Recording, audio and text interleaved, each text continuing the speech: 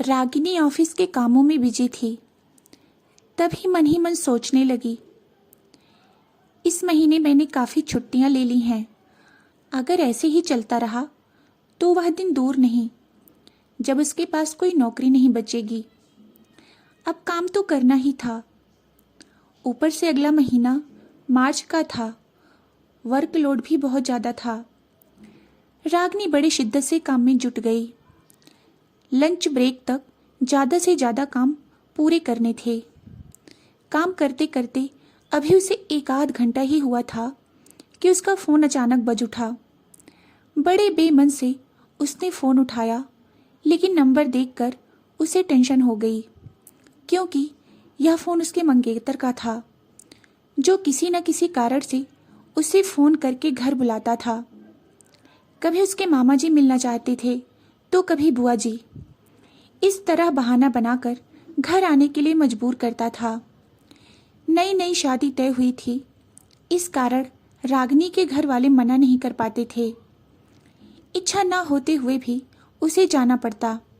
इसी कारण जब उसने फ़ोन पर सुमित का नाम लिखा देखा तो वह मायूस हो गई। हेलो, उसने फ़ोन उठाते हुए बेमन से कहा। हेलो रागिनी, मैं बोल रहा हूँ। आज मेरी मौसी आई हैं लखनऊ से और तुमसे मिलना चाहती हैं। आज तुम एक काम करो, हाफ डे ले लो। मैं तुम्हें 2 बजे तक लेने आ जाऊँगा। और हाँ, घर चलकर तुम्हें साड़ी भी पहननी है, क्योंकि आज तुम पहली बार मेरी मौसी से मिल रही हो। ठीक से तैयार होकर चलना। रागिनी बोली, सुमित, मैं आज नहीं आ पाऊंगी, काम ज़्यादा है और फिर आज मुझे हाफ डे नहीं मिलेगा। रागिनी, मैं तुम्हें यह बता रहा हूँ कि तुम्हें मेरे साथ घर चलना है, ना कि तुमसे पूछ रहा हूँ। तुम्हें चलना ही पड़ेगा। अपनी छुट्टी कैसे मैनेज करनी है यह तुम जानो। और हाँ, तुम्हें घर आकर माँ का हाथ भी बटाना है। मैं तुम्हें लेकर पहुँच जाऊँगा, यह मैं उनसे कहकर आया हूँ। मुझसे पूछे बगैर तुमने यह सब कैसे तय कर लिया? तुमसे क्या पूछना, मुझे तुमसे पूछकर हर काम करना पड़ेगा। हाँ सुमित, जो मुझसे संबंधित हो उस बारे में तुम्हें मुझसे पूछना चाहिए। एक तो हर दूसरे दिन मुझे किसी न किसी से मिलवाने अपने घर ले जाते हो और खुद गायब हो जाते हो। यह ठीक है कि तुम्हारे रिश्तेदार मुझसे मिलना चाहते हैं, लेकिन सुमित, मेरा ऐसे बार बार तुम्हारे घर पर आना अच्छा लगता है क्या? और क्या शादी से पहले ही मेरे घर वालों से कतराना चाहती हो या उनसे बोर हो गई हो? नहीं सुमित, मेरा यह मतलब नहीं है। प्लीज गलतफहमी मत रखना। ना मैं कतराना चाहती हूँ और ना ऊब चुकी हूँ। सच तो यह है कि मैं तुम्हारे साथ ज़्यादा से ज़्यादा वक्त बिताना चाहती हूँ, तुम्हें जानना चाहती हूँ, ताकि एक दूसरे को ज़्यादा से ज़्यादा समझ सकें, एक दूसरे की पसंद नापसंद जान सकें। नहीं, उसकी कोई ज़रूरत नहीं। जो कुछ जानना समझना है उसके लिए उम्र पड़ी है। अगर मेरे घर वाले तुम्हारे साथ वक्त बिताना चाहते हैं तो तुम्हें उनकी बात माननी पड़ेगी। मैं तुम्हें लेने आ जाऊंगा, गेट पर मिलना। और सुमित ने फ़ोन काट दिया। रागिनी और सुमित की 1.5 महीना पहले ही शादी तय हुई थी। सुमित रागिनी की कंपनी की बाजू वाली कंपनी में काम करता था। आते जाते दोनों एक दूसरे के सामने आमने हो जाते थे। पहली मुलाकात हुई, फिर दोस्ती। दोनों एक दूसरे से परिचित थे तो दोनों के घर वालों ने रिश्ते के लिए हाँ कर दी थी और फिर सगाई हो गई। उसके बाद हर दूसरे दिन सुमित रागिनी को फ़ोन करके घर आने के लिए मजबूर करता। शुरू शुरू में तो उसे अच्छा लगा कि उसके जाने के बाद उसके ससुराल वाले उसके आसपास मंडराते थे, लेकिन बाद में उसे ऊब होने लगी। वह सुमित के साथ समय बिताना चाहती थी, जो जरूरी था। वह हर बात को लेकर जबरदस्ती करता, जैसे रागिनी क्या पहनेगी, आज कहाँ जाना है। वह कभी उसके घर जाएगा तो नाश्ता भी उसकी पसंद का बनेगा, यहाँ तक कि टीवी का चैनल भी उसकी पसंद का लगाया जाएगा। एक दिन जब सुमित घर आया तो रागिनी के घर वाले खाना खा रहे थे। आते ही उसने हमेशा की तरह जल्दी मचानी शुरू कर दी। आओ बेटा, खाना खाओ, माँ ने कहा। आज नहीं, और वैसे भी मुझे यह भिंडी की सब्जी पसंद नहीं। सुमित मुंह बनाते हुए बोला, अरे यह तो हमारी बेटी की पसंदीदा सब्जी है। सुमित ने हंसकर कहा, तो क्या हुआ, आज अगर पसंदीदा है तो खाए, बाद में तो उसे मेरे अनुसार ही खुद को ढालना पड़ेगा। क्या मतलब? पापा ने चौंक कर पूछा। पापा, मेरी बीवी मेरे अनुसार ही पसंद नापसंद तय करेगी ना। आखिर पति हूं मैं उसका, उसे मेरा कहना मानना ही पड़ेगा। सुमित रौब से बोला, नहीं सुमित, मैं क्यों हर बार तुम्हारी मर्जी से करूंगी। रागिनी ने बात को हंसी में लेते हुए कहा, आखिर मेरी जिंदगी मेरी मर्जी से चलेगी ना कि तुम्हारी मर्जी से। रागिनी, एक बात पल्ले बांध लो, हमारे समाज ने मर्दों को सारे अधिकार दे रखे हैं, ना कि औरतों को। अतः घर में पति की ही चलेगी, ना कि पत्नी की। और मैं तो, अरे रुको बेटा, गुस्सा मत हो। माँ बीच में बोल पड़ी, तुम बाहर बैठो, मैं उसे तैयार करके भेजती हूँ। माँ रागिनी को अंदर लेकर आई और बोली, देखो बेटा, सुमित थोड़ा हठी स्वभाव का लगता है। नई नई शादी तय हुई है, इस कारण हम खासकर तुम पर रौब झाड़ रहा है। बाद में सब ठीक हो जाएगा, और फिर शादी नाम ही उस रिश्ते का है जिसमें समझौते से ही रिश्ते रखते हैं। तुम चिंता मत करो, सब ठीक हो जाएगा। अब जाओ खुशी खुशी घूम आओ। माँ ने उसे समझाकर तैयार किया। माँ ने रागिनी को तो समझा दिया, किंतु खुद उनकी आंखों में भी चिंता उमड़ पड़ी। दिन बीतते गए। शादी की तारीख दिवाली के बाद की निकली थी। इसी बीच दोनों मिलते रहे और मुलाकातों में बातें कम और सुमित की सूचनाएं अधिक होती थी। रागिनी एक पोस्ट ग्रेजुएट लड़की थी।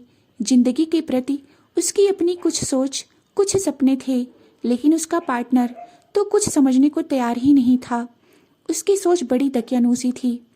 उस दिन सुमित ने उसे दोस्त से मिलने के लिए बुलाया था, लेकिन उस रोज कंपनी के मैनेजिंग डायरेक्टर के साथ रागिनी की मीटिंग थी और हमेशा की तरह बुलाने के लिए मजबूर करने लगा, जो रागिनी के लिए नामुमकिन था। वह मीटिंग में उलझी रही, जिस कारण उसका फोन साइलेंट मोड पर था। सुमित अपने दोस्त के साथ उसका इंतजार करता रहा। वह बार बार रागिनी को फोन करता रहा, लेकिन रागिनी फोन नहीं उठा सकी। बस फिर क्या था, सुमित का दिमाग घूम गया। वह गुस्से में बार बार फोन का नंबर लगाता रहा। रागिनी जब अपने काम से फ्री हुई, उसने यूं ही फोन देखा। सुमित के 20 मिस्ड कॉल देखकर घबरा उठी। उसने तुरंत सुमित को फोन किया। सुमित ने जैसे ही उसका नंबर देखा, गुस्से से आग बबूला होकर फोन पर ही बरस पड़ा। रागिनी, क्या समझती हो तुम खुद को? मैंने तुम्हें अपने दोस्ती से मिलने बुलाया था ना, फिर तुम क्यों नहीं आई? मेरे ही दोस्तों के सामने मेरा अपमान करना चाहती हो तुम। ऊपर से इतनी बार फोन मिलाया, क्यों उठा नहीं सकती थी? अरे यह क्या सुमित, मैंने तुम्हें सुबह ही तो बताया था ना कि आज फुर्सत नहीं है। आज मेरी सर के साथ मीटिंग थी। तुम्हें तो पता है ना कि मीटिंग के वक्त फोन साइलेंट रखा होता है। हाँ हाँ, सब पता है मुझे। तुम ज्यादा मत सिखाओ मुझे। और सुनो, ये काम का बहाना मत बनाया करो मुझसे। अगर मैंने तुम्हें बुलाया है तो तुम्हें आना ही पड़ेगा। तुम्हारा काम जाए भाड़ में। गुस्से से सुमित और भी ज्यादा कुछ बोल गया। उसका हर शब्द रागिनी के दिल में नश्तर की तरह उतर गया कि वह कैसे निभाएगी सुमित के साथ, जिसे अपने होने वाली पत्नी की कोई कदर ही नहीं, बस अपने अहंकार में मस्त रहता है। नए नए रिश्ते की खुमारी भी कब की रफू चक्कर हो गई थी। रिश्ता जुड़ने की कगार पर था और अभी से रागिनी को बोझ लगने लगा। आज ही उसकी प्रमोशन की खबर आई थी। वह उतावली थी। वह यह सब सुमित को सुनाने के लिए उतावली थी, लेकिन सुमित को तो कुछ सुनने के लिए तैयार ही नहीं था। सुमित बड़े मायूसी से रागिनी घर चल पड़ी। घर पहुंची तो माँ कहीं बाहर गई थी। पापा अकेले बैठे थे। रागिनी को आया देख चाय रखने किचन की तरफ चले गए। फ्रेश होकर रागिनी आई, तब तक पापा चाय टेबल पर रख चुके थे। अरे पापा, चाय आप क्यों बनाई? मैं बनाने आने वाली ही थी, पापा ने कहा। कोई बात नहीं बेटा, तुम भी तो थक कर आई हो ना। और यह क्या, चेहरा इतना उदास क्यों है? तबीयत ठीक है ना, या फिर सुमित से लड़कर आई हो? पापा ने सहज भाव से पूछा। क्या पापा, आपको लगता है मैं ही लड़ती रहती हूँ? आज तो उसने हद ही कर दी। आज मेरी सर के साथ मीटिंग थी तो मैंने उसे उसके दोस्तों से मिलने से मना कर दिया। फिर भी पापा वो फोन करता रहा। बाद में जब मैंने उसे फोन किया तब ठीक से बात करना तो दूर, वह पूरी बातों में चीखता चिल्लाता रहा। मेरी एक नहीं सुनी पापा। वह भी तो एक कामकाजी है, फिर उसे यह बात समझ में क्यों नहीं आती? वह अभी मेरा पति बना तो नहीं है, फिर किस हक से मुझ पर हुक्म चलाता रहता है? पति का पति है, इसलिए दादागिरी करता रहे और मैं अपनी गलती ना होने पर भी उसकी सुनती रहूं। उसकी भावनाएं जैसे फूट पड़ी। पापा उसकी हालत देखकर सोच में पड़ गए। वैसे उन्हें भी सुमित का बर्ताव नागवार गुजरा था। उनकी फूल सी बेटी जिसका उन्होंने इतना ख्याल रखा, आज वह इस तरह बेबस होकर बातें कर रही है। दोनों खामोश बैठे थे कि तभी रागिनी की माँ आ गई। उन दोनों को साथ बैठे देख वह भी उनके साथ बैठ गई। चाय का एक दौर और गुजरा। इतने में माँ को याद आया कि आज सुबह रागिनी प्रमोशन के बारे में कुछ बता रही थी। अतः बोली, रागिनी, सुबह तुम कुछ बता रही थी, प्रमोशन के बारे में क्या हुआ? कुछ पता चला क्या? क्या? हाँ माँ, मेरा प्रमोशन हुआ, रागिनी ने दोनों को बताया। अरे, यह तो बड़ी अच्छी खबर है, पर तू इतनी मायूस क्यों है? चलो आज हम जश्न मनाते हैं, तेरी पसंद का खाना बनाते हैं। और हाँ, सुमित को भी फोन कर देना। भाई वह इस घर का दामाद है, वह भी हमारी खुशी में शामिल होगा तो खुशी दोगुनी हो जाएगी, माँ ने उठते हुए कहा। रागिनी ने इनकार किया, लेकिन माँ ने उसकी बात को कोई तवज्जो नहीं दी। रागिनी ने पापा को ही सुमित को फोन करने को कहा और खुद माँ का हाथ बटाने किचन में पहुंच गई। करीब 1 घंटे के बाद सुमित घर पहुंचा। वहां पहुंचकर उसे दावत की वजह पता चली। रागिनी की प्रमोशन की खबर सुनकर वह प्रसन्न नहीं हुआ। उसके चेहरे के हाव भाव ही बदल गए। बड़ा रंज था उसके चेहरे पर।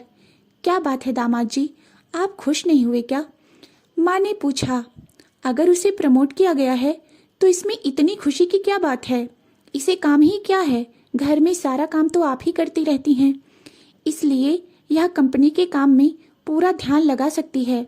अगर वह पूरा ध्यान नहीं भी लगाएगी तो भी उसे सफलता तो मिलनी ही है। सुनो रागिनी, यह सब मेरे घर में नहीं चलेगा, तुम्हें वहाँ घर का सारा काम करना पड़ेगा। मेरी माँ काम वाम नहीं करेंगी, वहाँ तुम्हारी मर्जी बिल्कुल नहीं चलेगी।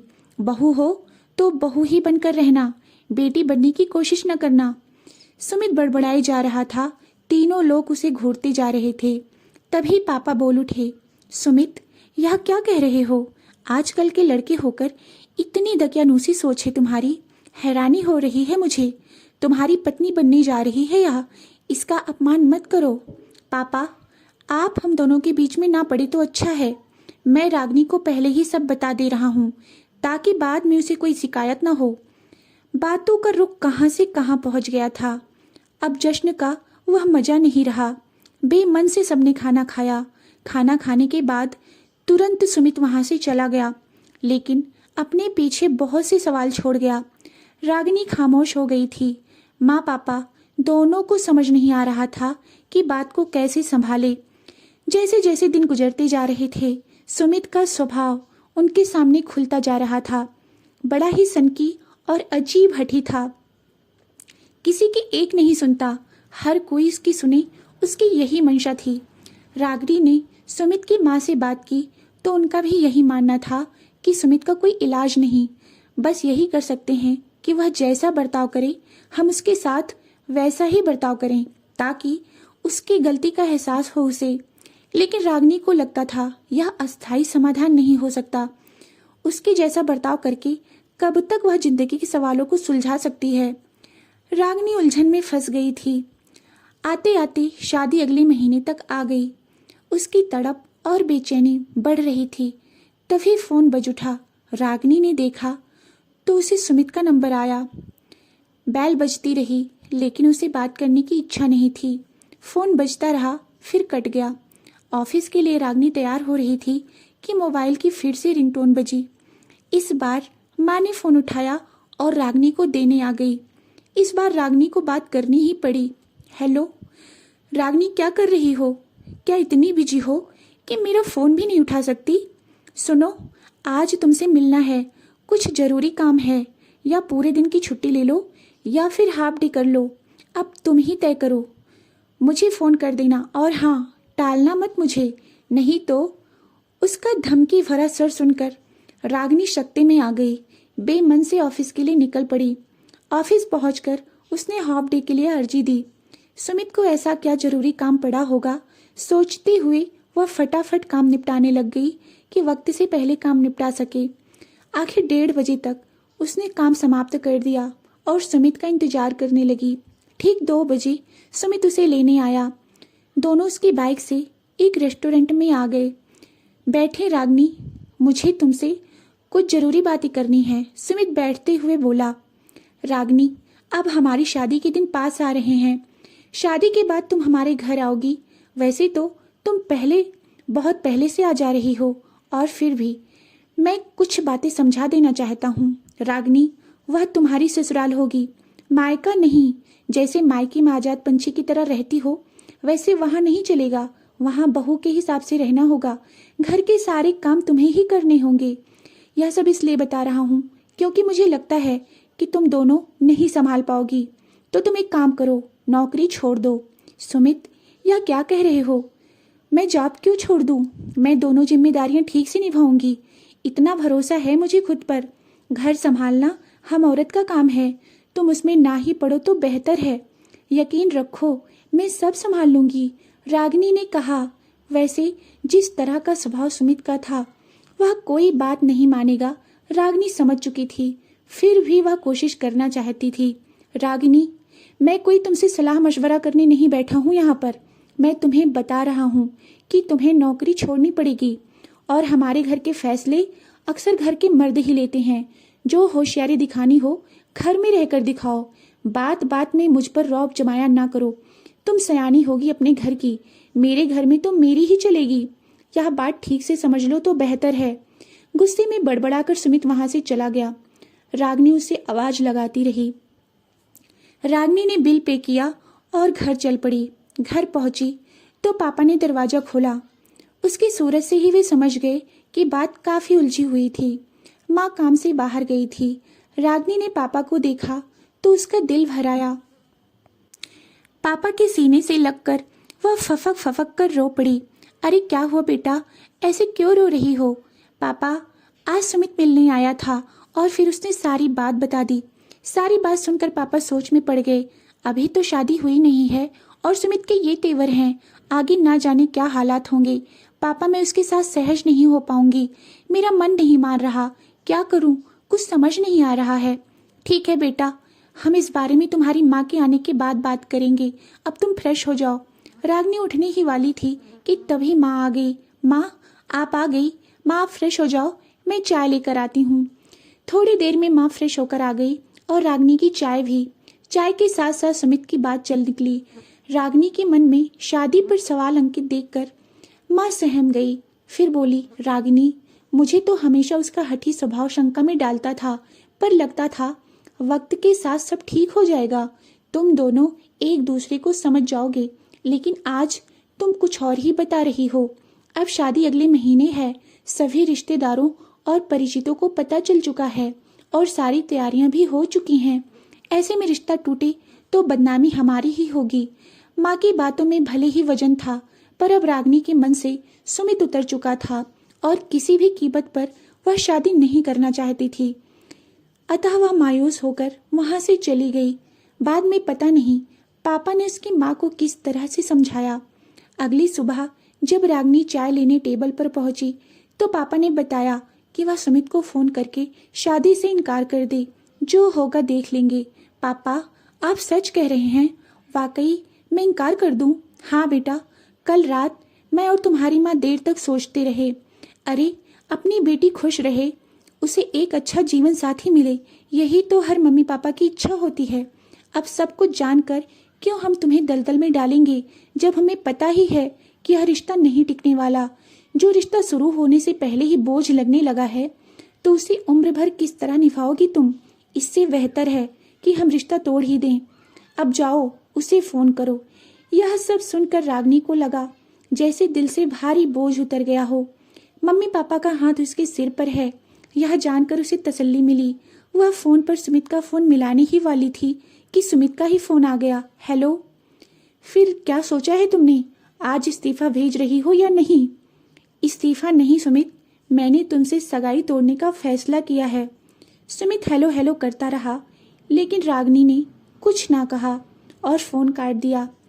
एक नया नया रिश्ता खत्म हो गया था, लेकिन किसी को भी दुख नहीं था रागिनी के इस फैसले पर। दोस्तों, यह कहानी पसंद आई हो तो इसे लाइक, शेयर और कमेंट करें। साथ ही साथ नए हैं तो इस चैनल को सब्सक्राइब अवश्य करें। धन्यवाद।